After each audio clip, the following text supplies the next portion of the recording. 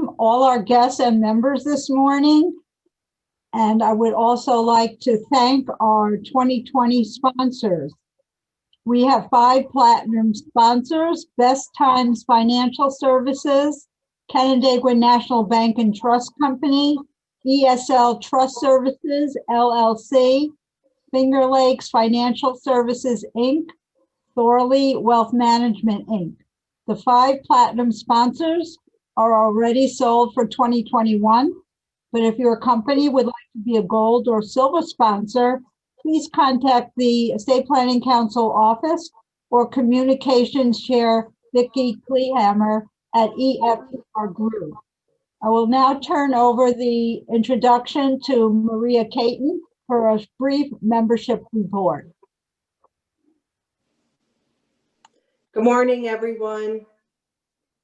We would like to welcome 4 new members to the Estate Planning Council. Andrea Gray, an attorney from Harris Beach. John Moorer, a CPA from CGMA. Megan Renato, a certified financial planner with Thorley Wealth Management. And Daniel Schmitz, another certified financial planner with Oakwood Financial Services. So welcome to all of you.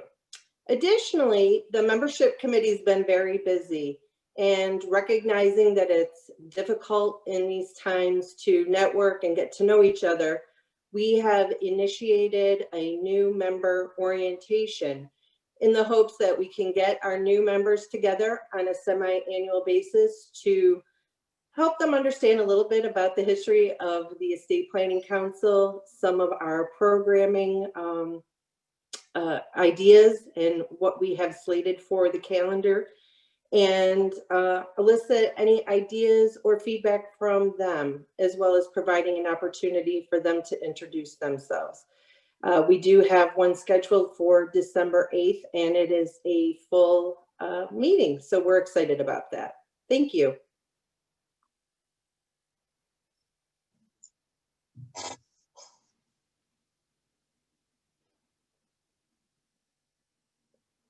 Well, Lorraine, you're muted. Sorry. Thank you, Maria. Just a point that regular members are required to attend 2 meetings during the fiscal year from September 2020 to June 2021. Be sure to stay on Zoom after we adjourn the meeting, as a speaker evaluation form will pop up on your screen. Also, the lawyers who need CLE credit must enter the code numbers on their evaluation form. Our speaker will announce the codes during the presentation. Lawyers must enter those codes on the evaluation form to earn your CLE credit. I want to thank Don Twitmeyer for coordinating this program, and I will turn it over to him now to introduce our speaker. Thank you. Thank you, Lorraine, and welcome to everyone. Today's program on administration of digital assets. We are pleased to have a national speaker, courtesy of the National Association of Estate Planners and Councils, or NAPEC. We have with us today Michael Panebianco. He's a trust and estates attorney with the law firm of Sheehan, Phinney, Bass & Green from Manchester, New Hampshire and Boston, Massachusetts. Michael is a member of the New Hampshire, Massachusetts, New York, and Florida bars, has earned his LLM or Master of Laws in Taxation from the Georgetown University Law Center, is a certified AEP or accredited estate planner from the NAPEC organization. He's also a current board member of NAPEC and a member and past president of the New Hampshire Estate Planning Council, as well as past chair of the Trust and Estate section of the New Hampshire Bar Association, and a current member of the Boston Estate Planning Council, where he currently serves as on the outreach committee there. He also teaches wills, trusts, and estates at the University of New Hampshire Franklin Pierce School of Law for many years as an adjunct professor. I'm pleased to welcome to the presentation today, Mr. Panebianco, and I'll turn it over to him now. Thank you. Okay. Yeah. Thank you, Don, and everyone. It's a pleasure to be here.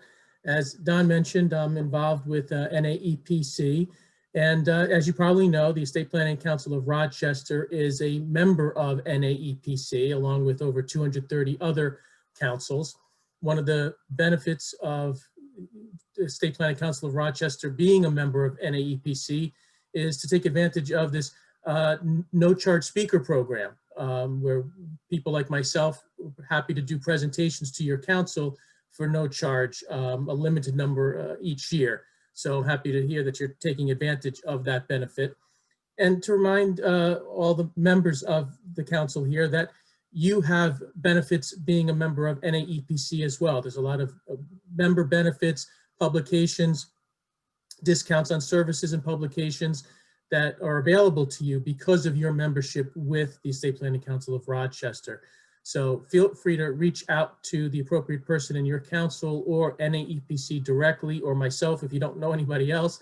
Happy to put you in touch with the right people at NAEPC to make sure you're getting all you can out of your council's membership with NAEPC.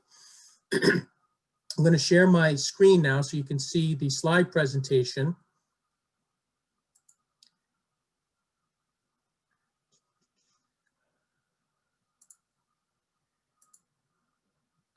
Okay, you should be seeing the slide presentation now at this point. It's the administration of digital assets. It is based on the revised Uniform Fiduciary Access to Digital Assets Act. So in order to understand New York's law, we're going to do a little background here first. So this was drafted by the Uniform Law Commission, and the ULC members are lawyers, judges, legislators, legislative staff, law professors come together to make uniform acts with the hope that as many states as possible will adopt those acts so there's some uniformity across the states with regard to a particular law. The Uniform Trust Code is an example of this. I know New York has not adopted the Uniform Trust Code, but many other states have. The Uniform Decanting Act, the Uniform Disclaimer Act, any number of uniform acts. This is the body that drafts and promulgates these acts to be adopted by the various states.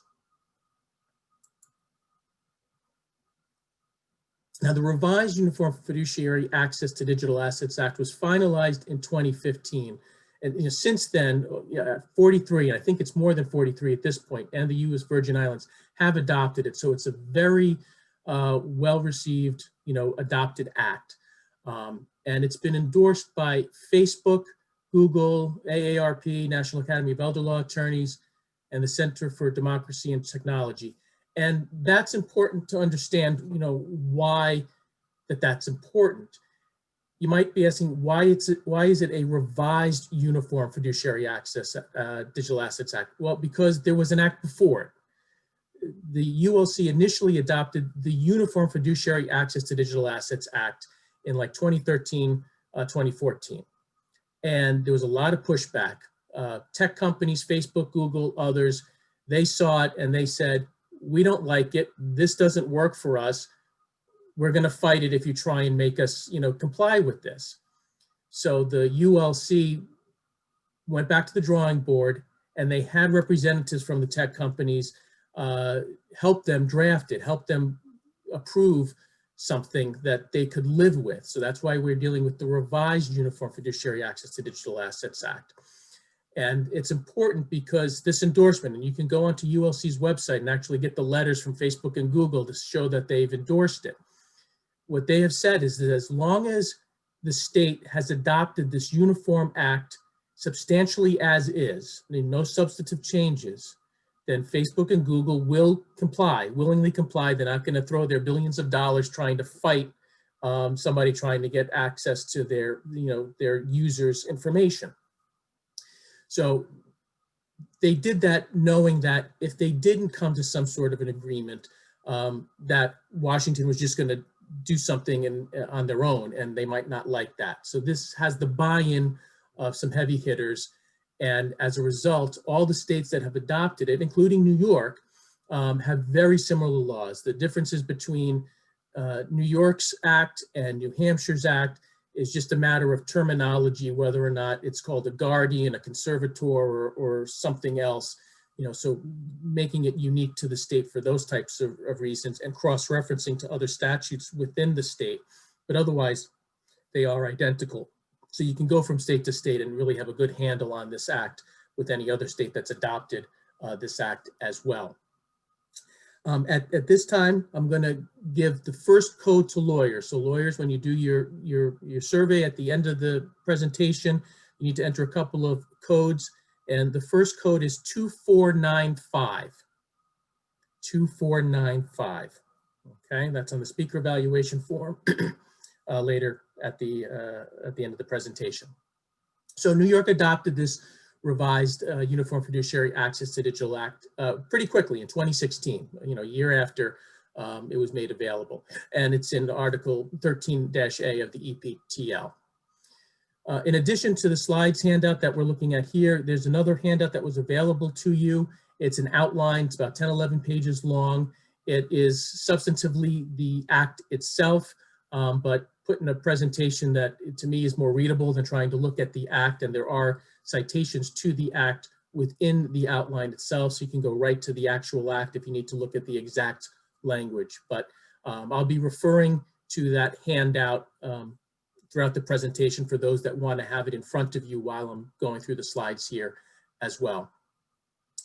And with that, I need to do one thing. I'm going to remind folks that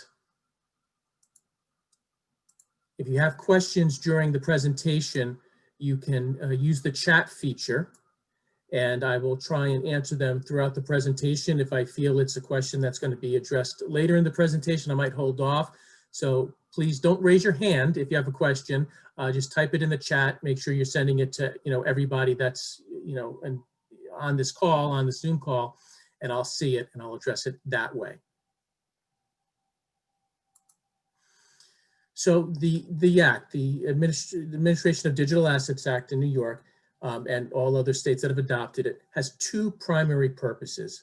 It's to give fiduciaries the legal authority to manage the digital assets of a person in the same way they might manage the tangible assets of financial accounts, to the extent that's possible, right? So fiduciaries, executors, personal representatives, right? They can go through the decedent's mail. They can deal with the personal effects. And so they're trying to have that same authority with digital assets as they would with the tangible assets. That's the one primary purpose. And the other is, of course, to give custodians, and we'll get to what we mean by custodians, the custodians of digital assets, the legal authority to deal with the fiduciaries of their users. So we've got some terminology that we're going to need to make sure we're all familiar with, because they're used throughout and important to understanding the Act. So digital assets, what do we mean by that? Digital property, photos, music, documents, etc. So we got digital property and electronic communications. So the Act has disclosure requirements and procedures depending on what we're talking about. And their big picture is we're talking about content of electronic communication, which we'll get to. So we got content of electronic communications, and then all other digital assets, which is digital property and a catalog of electronic communications. We're going to get to all these terms again in a second. So who do we mean by custodian? The custodian is the entity that provides or stores the digital assets of a user. We're talking Facebook, Google, LinkedIn, email providers. That's the custodian. So that's one party in this structure of this Act that we're dealing with, is the custodian. Then we've got a user. So if I have a Facebook or a LinkedIn account, I am the user. All right, I am the user and Facebook is the custodian. All right, so I have an account with Facebook, and that account is governed by a term of service agreement, a TOSA. All right, and that term of service agreement controls the relationship I have with Facebook, that the user has with the custodian. So we got custodian, user, TOSA, and I'm going to be repeating terms and things throughout this presentation to the point where you're going to say, why am I repeating it again? Because if you're asking me, why am I repeating it again? That means you've learned it. That means you remembered it. So that's my goal of teaching this stuff today, is that you're going to understand this and remember it. So I'm not going to apologize for repeating myself over and over again today, because I want you to learn this. So designated recipient, that's the person chosen by the user that I might have chosen using an online tool to administer the digital assets of the user. So somebody that I've chosen to administer my digital assets using an online tool. And an online tool is an option that's provided, may be provided by the custodian to allow the user to provide directions for disclosure or non-disclosure of digital assets to a third party. An example is Facebook. Facebook has a feature where the user can go in and say what's to happen upon the user's death. So on Facebook, I have an option. I can say, when I die, Facebook, I want you to delete my account. Okay, so if I do that, I've given direction on an online tool as to what happens to my account. I might opt to give somebody else control or make it some other type of feature. But if I say delete it, that's what's going to happen. Now, if in my will, in my power of attorney or something else, I've said something different than delete my Facebook account, too bad. The fiduciary is not going to have the ability to get at my Facebook account because I've told Facebook directly to delete it. All right, so that online tool is important. That's where the custodian is going to look first. Has the user given me, the custodian, direction on what to do with these digital assets? So that's going to be the first line of defense. And so this online tool, it's a separate agreement from the TOSA, from the term of service agreement, okay?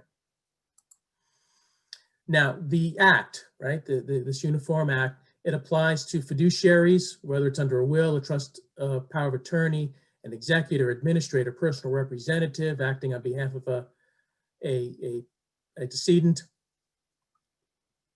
a guardianship proceeding, a trustee acting under a trust, or a custodian if the user resides in New York.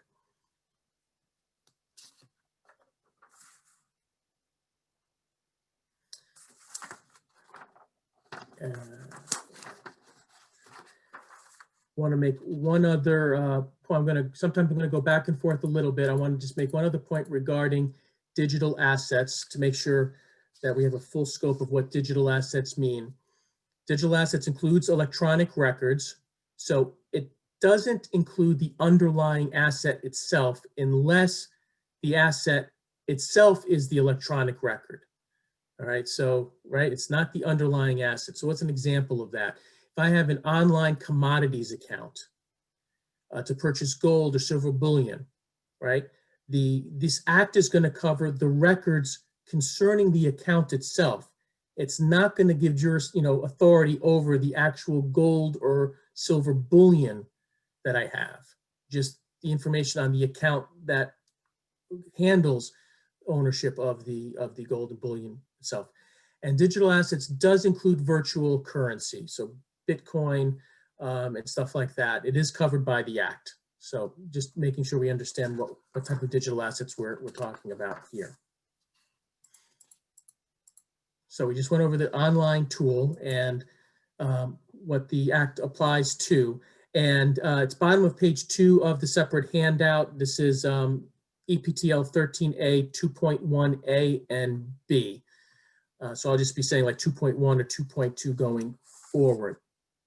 So 2.1C tells us what it does not apply to, right? It does not apply to the digital assets of an employer used by an employee. So if my executor is trying to get at my work email because my executor thinks there's emails that I did personal stuff on and needs that information, too bad. This act doesn't apply to it. All right. So another reason not to use your work email for personal use. All right, because this act is not going to apply to that for you.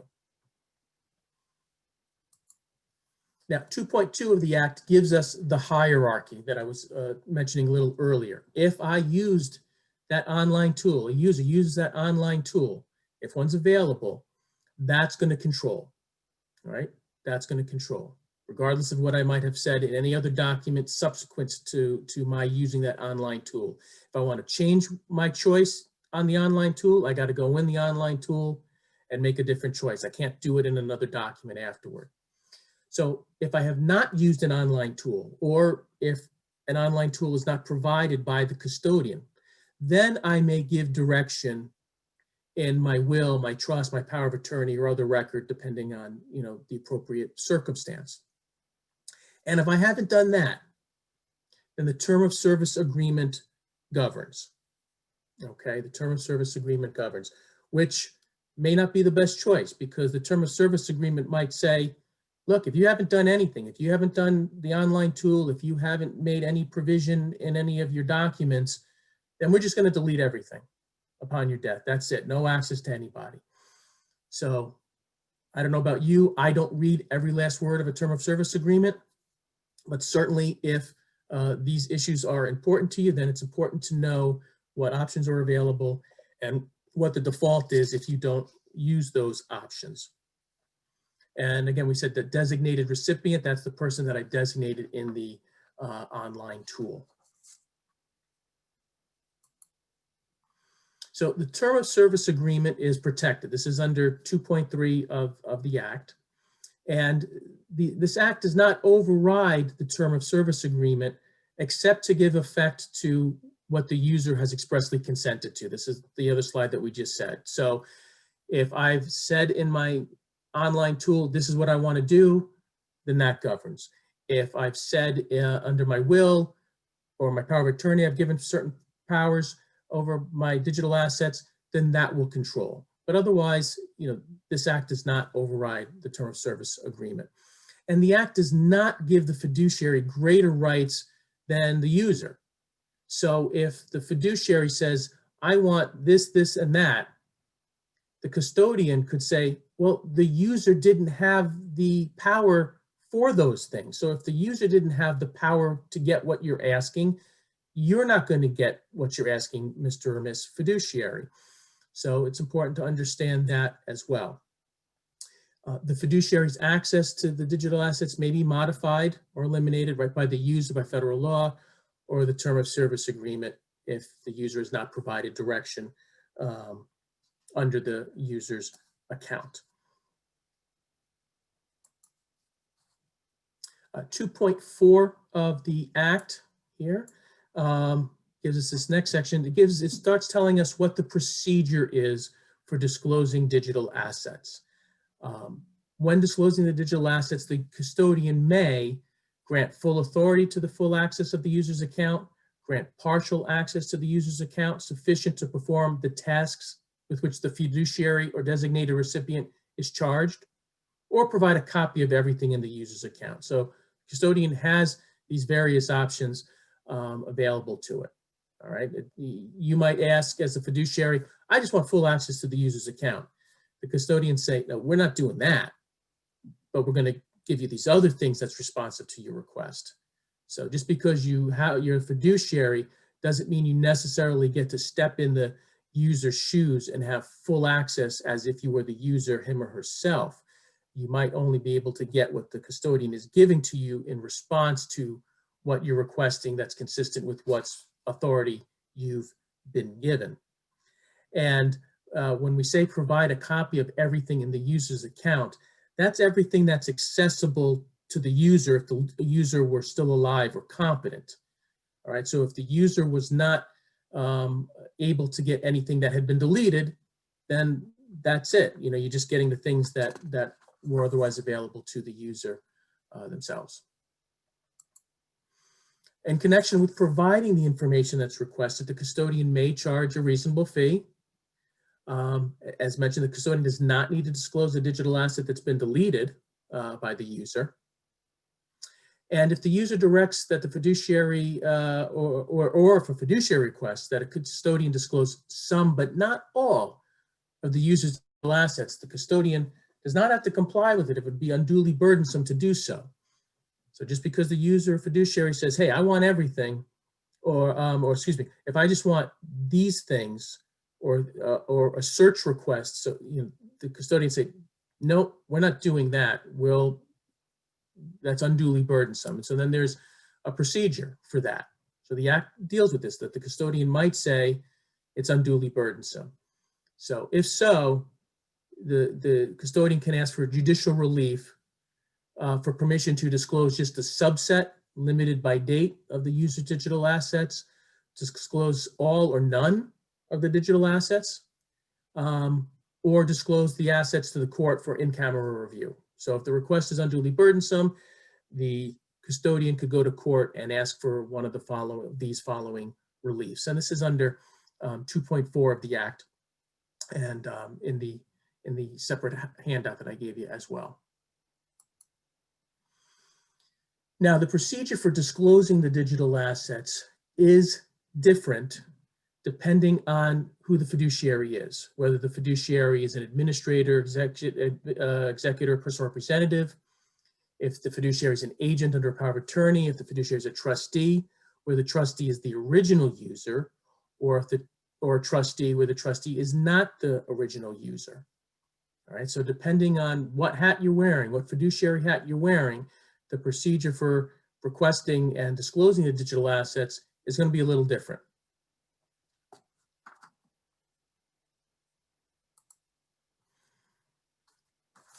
So electronic communication. So in requesting additional digital assets from the custodian, we got to know what we're asking for. So electronic communications, there's two broad categories here. We've got the content of electronic communication. And you can see what I have there on the slide. And so what are we really talking about here? So an example of an email, right? We're talking about the actual content of an email, the message in the email itself. All right, maybe the attachments to the email. That's the content of that electronic communication. Whereas a catalog of electronic communications is basically just a list of, in the example of email, would provide the sender, which is, or receiver, which is going to be the user, who the recipient is of the email, or who the email came from, and the date and time of the communication, right? So it's basically just a list of who sent the email, when was it sent, right? Maybe the IP address kind of thing, but not the subject line, not the actual email itself. So if the fiduciary does not have authority to access the content of an electronic communication, all they're going to see is that the user sent an email to this email address at this time, or received an email from this email address at this time. So why is that helpful? Well, if you're a fiduciary that's trying to figure out where the decedent's assets or incapacitated assets are, and they might have accounts at different institutions, if they're getting an email from Big Bank, number one, it might mean they have an account at Big Bank number one. So I can't see what's in that email, but I know they're getting emails from Big Bank. So let me contact Big Bank and find out if they have an account there. So it might help who they've been dealing with, and then they can reach out to those individuals or companies for information so that they can administer the estate or administer the user's affairs. So this is going to be an important distinction: content of electronic communications versus just a catalog of electronic communications. So we're going to first start with deceased users. Okay, so we're talking about a personal representative, an executor. This is under section 3.1 of the Act on page 4 of the separate outline that I've given you. So if a deceased user, I've died, if I've consented to disclosure, or if a court directs disclosure, then the contents of electronic communications, right? The actual email message, the attachment to the emails, if I did direct messaging in Facebook, then that would be content as well. The contents of electronic communications must be disclosed to the fiduciary, the executor administrator, if the representative gives the custodian a written request, death certificate, a letter of appointment, a copy of the user's consent, which might be in the will itself. That the will might say, I've hereby give my personal representative authority and power to access the content of electronic communications, and you have under this act. So I've specifically said in my will, my executor has this power, so that user's consent might be in the will itself. And if there is no separate user's consent, then it might have been done via an online tool, which is again, this is in 3.1 itself. So I'm going to take a pause here for a second to bring up some recent cases. Don at your council had alerted me to a number of recent cases in New York, and they all seem to deal with deceased users and requesting information about electronic communications. So one of them is Estate of Gager, G-A-G-E-R. I have a Lexis site I'll give you. It's 2019, NYLJ, Lexis, 2239. And in short, what happened there was the voluntary administration of a child's estate. They asked for discovery against Google to get account information from the Google email account. Google served a citation. They did not appear, but Google had provided something to the petitioner which said, hey, you give us a court order directing disclosure, and we'll comply with that order. And they gave the petitioner a sample order of what they would want to see in order to be able to do it. And this, and so what they did, which is this next slide here. So in addition to providing the will and the letter of appointment, et cetera, Google is basically saying, hey, I'm asking for additional information. All right. They wanted a court order. So that's what they asked for. So under the act, they have this right. And so that's what they exercised. They said, you've requested this, we want a court order. So in the estate of Gager, they basically went back to the petitioner and said, all right, now provide us with the information we, the court, need to show why you need this. And one of the things we want to know from you, petitioner, is how is disclosure of the assets you're requesting reasonably necessary for the administration of the estate? So that's what it came down to in state of Gager, is the Google asked for additional information, and the court told the petitioner, all right, you got to give us this information, show why it's reasonably necessary. I don't have information beyond that, whether or not they came back and did it, but that was Google complying with the act. They didn't say no, they asked for more information. And they wanted a court order, and that's what they asked for there. The next case I'll bring up is Estate of Murray, M-U-R-R-A-Y, 2019 NYLJ Lexis 3605. And similar, the petitioners asked for access to the deceased user's Apple account, iPhone information. And in short, the court ruled that the petitioner and the court's quote, the petitioner's vague assertion that access to the content of the electronic communications held by Apple as custodian is reasonably necessary to the administration of the estate was not supported by the record. All right, so here again, Apple didn't say go pound sand. They said, we want more information, we want a court order, we want to know why it's reasonably necessary. And the court said, in this case, you haven't shown us why it's reasonably necessary, so we're not going to make Apple turn over the information. So the act is working, the procedures are in place. This is what we have in terms of case law right now, at least in New York. And the last one that I'll bring up here is the estate of Paragon, P-A-R-A-G-O-N, 2019 NYLJ Lexis 4412. This was, again, as you can guess, the administrator wanted content of the electronic communications. In this case, the court decided that it was not accessible because the email account that they were trying to access was primarily used for his law practice. So I guess it was some sort of private account, but he used it for his law practice. So the court was troubled by the disclosure of confidential communications. So the court did grant access to the non-content information. That's the catalog of electronic communications. So the court said, all right, you can get the catalog of electronic communications, but because this account was used in his law practice, you're not getting the content. And so that's how the court ruled in that case as well. So these are the types of cases we seem to be seeing right now in New York, at least.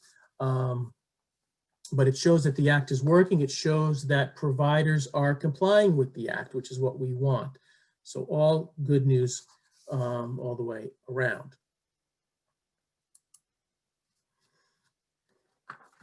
So we just did content of electronic communications. Now what we're going to be looking at are other digital assets. So this is kind of the default. So for content of electronic communications, the user has to specifically give that power, okay? Or the court has to rule that the content is necessary for the purposes that it's being sought after, all right? Here, the default is reverse for other digital assets. It's reverse because unless the user has prohibited the disclosure of digital assets, then the fiduciary, in this case, the executor, administrator, personal representative, will have access to a catalog of electronic communications sent to receive by the user and digital assets other than the content of electronic communications, obviously. If the user, if the representative gives the custodian the information outlined in 3.2, which is the same as it was in 3.1, copy of the will, evidence of the user's consent, appointment of being personal representative, and if they ask for additional information, they still might ask for a court order. But this is key because what this means is that if the decedent did a will that was silent as to digital assets, the act still applies.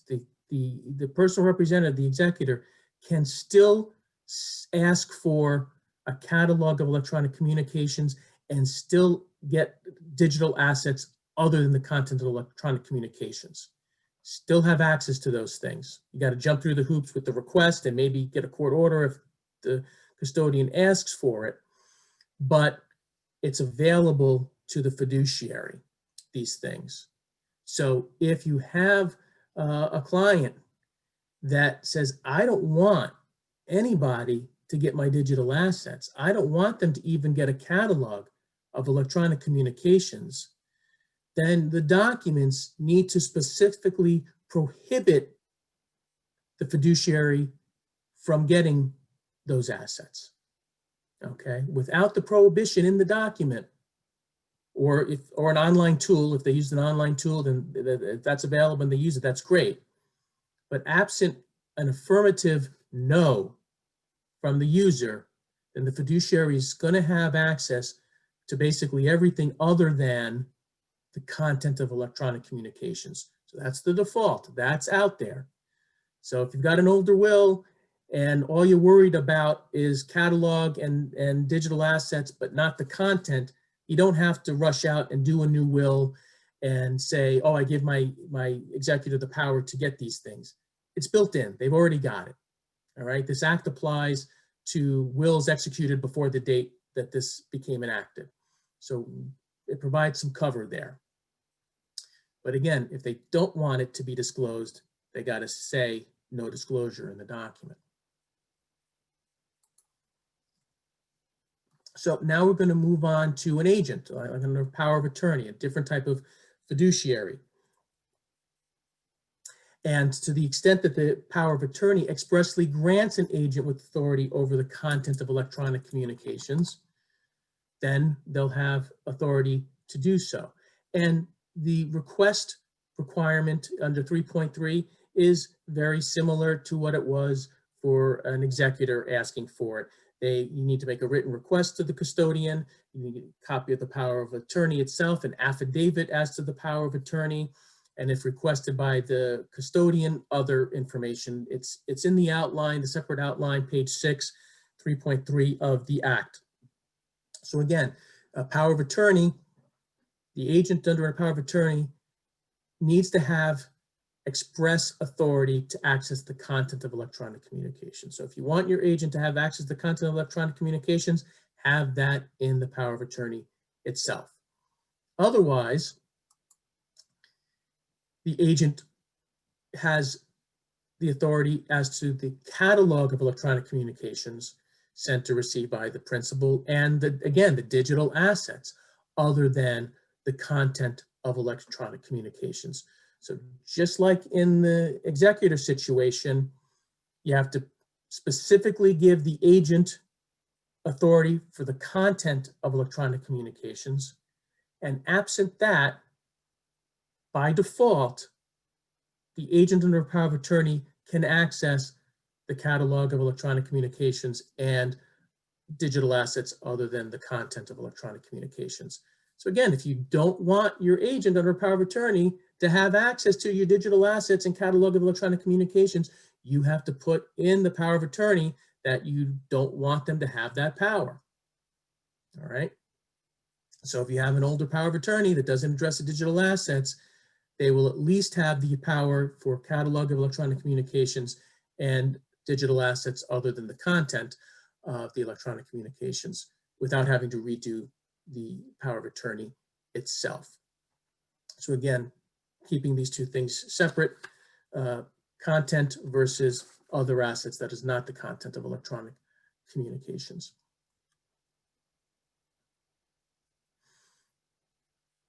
And 3.4, it's the same procedure if they ask for information as 3.3. So whether or not the agent is being asked to receive the content of electronic communications because the power of attorney itself gives them that express power, or other digital assets. The procedures for asking for it is similar. And like everything else with the power of attorney, once the principal has died, the agent no longer has any authority to ask for digital assets at that point any longer. And I haven't seen any questions yet, which is fine. I'm sorry, I have one question that just came up here. Does the executor have a duty to notify custodian of decedent's death? So does the executor have a duty to notify the custodian of the decedent's death? It's a good question. I don't think there's any, there's no duty under the Act to notify the custodian of a decedent's death, okay? So unless that's developed in case law somewhere, there is no affirmative duty to do so. I think, you know, to the extent that the executor knows of accounts, I think it would be good practice to notify custodians that they're aware of, just like they would notify banks that the decedent had accounts at, say, hey, you know, the person died, you know, please freeze the account kind of thing. So I think it would be helpful because the user, the decedent, might have left instructions with the custodian through this online tool as to what happens to that account upon their death. And that won't really kick in unless the custodian has been made aware of the decedent's, of the user's death. So good practice. I've not heard or seen of any affirmative duty to notify the custodian of that. Good question, thank you. Okay, next we're dealing with trusts, another fiduciary, the trustee. So when we talk about dealing with digital assets held in a trust when the trustee is the original user, let's talk about me for a second, all right? Right, I love talking about me, all right? I create a trust. I am the original and initial and current trustee. And as trustee of my trust, I open up an account, a Facebook account, and so, or other, an account with a custodian, and the account is not in my name, it's in my trust's name with me as the trustee. So the custodian has me as trustee of my trust as the user. That's the user. Me as trustee of my trust. That's the user. I, as trustee of my trust, have all the rights and powers over that account that I would as if I owned it in my name itself. So in that situation, the custodian will disclose to the trustee, that's the original user, I'm the original trustee, original user, digital assets, catalog, content. No problem. It's everything. It's as if I owned it myself without it being in a trust. So original trustee is the original user, or the trustee is the original user, full authority. Now, when the trustee is not the original user, I am now incapacitated, and my successor trustee has taken over, and my successor trustee is trying to access some of my accounts, trying to get at the digital assets, trying to get at the contents of electronic communications in the account. So the successor trustee is not the original user. There I have to be careful. I have to make sure that, best practice, that the trust itself gives the successor trustee, or any trustee, you know, however you want to, whatever limitations you might want to give it, access to the content of electronic communications. All right. So, and then they're going to have to, you know, provide the information and written request, et cetera, so that they can, so that the custodian can then disclose that it's going to be a written request, a copy of the trust that includes the consent to disclose the content of electronic communications to a successor trustee or whoever I've given that authority to, certification by the trustee, and if requested by the custodian may ask for other things as well. And that's this is page 7 of the outline 3.6. So, right, if the trust expressly so provides that I've given the successor trustee this authority. All right. So if you want somebody other than you that's going to be trustee of the trust, or other than the original trustee, original user, you have to have the trust say they have access to the content of electronic communication. Now, just like the others when we were talking about, agent under a power of attorney, executor of an estate, the trustee that's not the original user, so my successor trustee, if the trust is silent as to digital assets, well, then my successor trustee is going to be able to get a catalog of electronic communications and digital assets other than the content of electronic communications. So the trust doesn't have to specifically give them that authority. If you don't want your successor trustee to have a catalog of electronic communications and access to other digital assets, then you have to say in the trust itself, they do not have that power, that authority. So just like the other ones, default, they have it. You have to expressly say they don't have the power. And then you have to provide them with a copy of the trust, a written request, et cetera, under 3.7, which is substantially the same as 3.6. The last one we're going to talk about here is disclosure of digital assets to the guardian of a ward. So the court may grant access, to the digital assets of a ward, and that can include the contents of an electronic communication. So if the court order granting the authority, granting the guardian authority can give the guardian authority of the content of electronic communications. And then unless otherwise ordered by the court. So if the guardian's been appointed and the powers given to the guardian are silent as to digital assets, then the guardian will have access to the catalog of electronic communications and other digital assets other than the content of electronic communications. Now, there's a typo in the act, right? It says, other than the content of electronic in which the ward has a right or interest if the guardian gives the custodian information and documents. The statute says if the ward gives the custodian the information. I don't think they meant the ward has to give the custodian. There's a reason they're a ward, that the guardian's been appointed. So I think that's just a typo. that I assume will get cleared up at some point when other legislation gets passed to make a correction to the act. But I'm assuming they meant guardian because that's what it's supposed to be. So that the guardian gives the custodian the information and documents, then they can get the content of electronic communications. So I know we're getting close to the end of our hour here, but good news is that we're almost done because everybody knows about fiduciary duty and authority. And this part of the act is just to say that the fiduciary that's acting under this act has basically the same fiduciary duties as they otherwise would. They have a duty of care, a duty of loyalty, a duty of confidentiality. So it's really the same standard that they have over other assets that the fiduciary might be, taking control over. Now, the fiduciary, except as may be directed by the user, like an online tool or in a will or a trust, the fiduciary is subject to the term of service agreement, copyright law, or is otherwise provided. So it's not a carte blanche, you still got to comply with the law. Important, the fiduciary may not impersonate the user, all right? It goes without saying, don't pretend you're somebody you're not, all right? Something we try and teach in kindergarten. So the fiduciary with authority has the right to access the digital assets in which the user had a right or interest, and that is not held by a custodian or subject to a term of service agreement. What are we talking about there?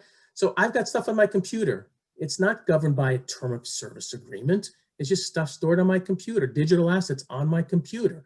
A custodian doesn't have access to what's on my computer. Well, the fiduciary under this act can go on my computer and get that stuff. So my executor can go mine my computer to get the digital assets off it because it's not under the control of a custodian. It's not under control of a term of service agreement. So it makes clear that the fiduciary is not going to get into trouble by going into the computer of the decedent to get the information they need, right? Access to things stored on devices.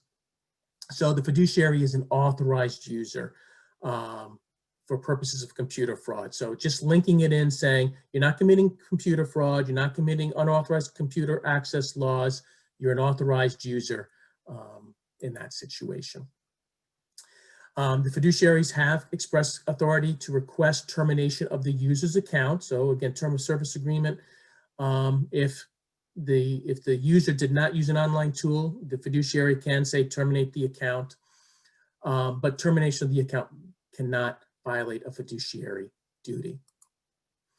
Now, the custodian has to comply generally within 60 days after the request to either provide the digital assets or to terminate the account, but it may be longer because if they've asked for additional information, if they've asked for a court order saying, why is this reasonably necessary for the administration of the estate? Well, it's going to be longer, but at least they've responded. So and you can look at the other things in 4.2 as to their immunity. So it protects them. If they comply, they're not going to be in trouble for complying with this act themselves. So at this point, we're really at 5 minutes to the end of the hour. I don't have any other questions right now, but I'll give you a second here to ask questions. And while you're typing in some questions for you attorneys out there, I'm going to give you the second code to enter into the speaker evaluation form. And the second code is 3768. 3768. And that's the second number you're going to include on the speaker evaluation form. So I'll let the other hosts here, if they want to, I'm going to stop sharing the screen here and ask any questions that folks might have, answer any questions folks might have. We have a couple of minutes here.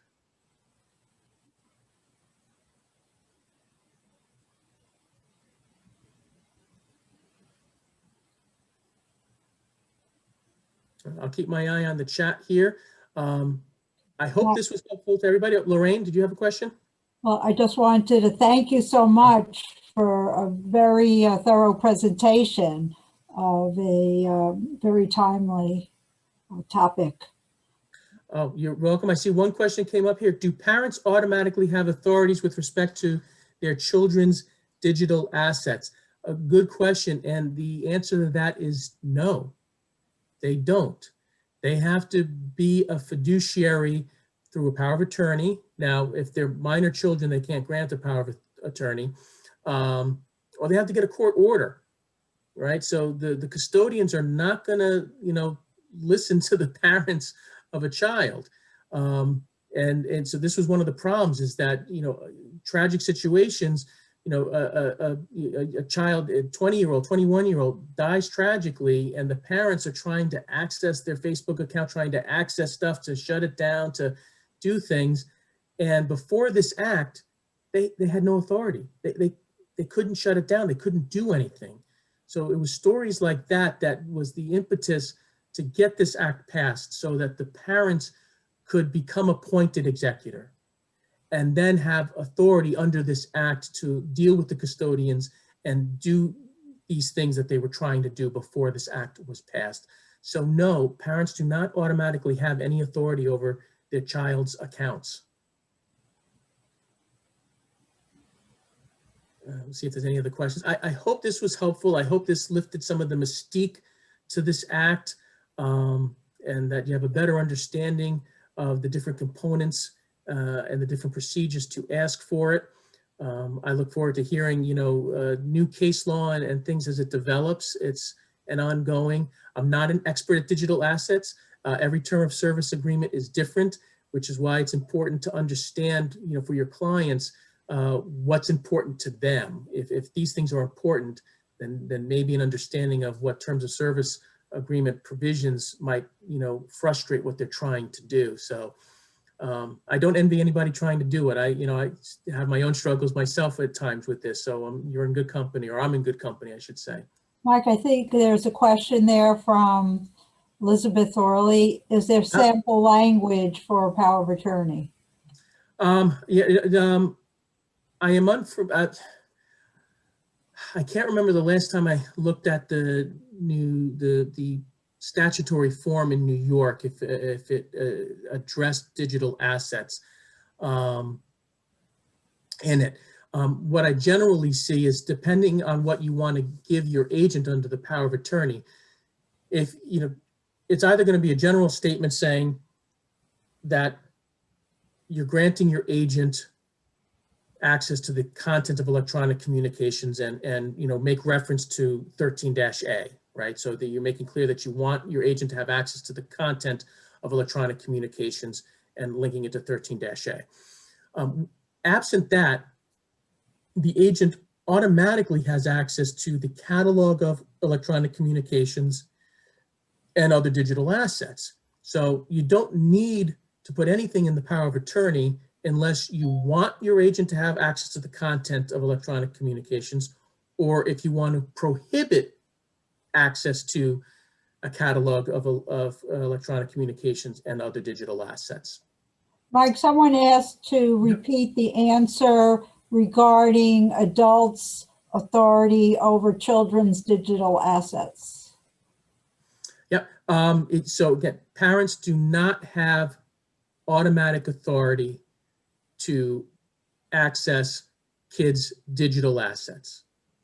So this act is dealing with the user and the custodian.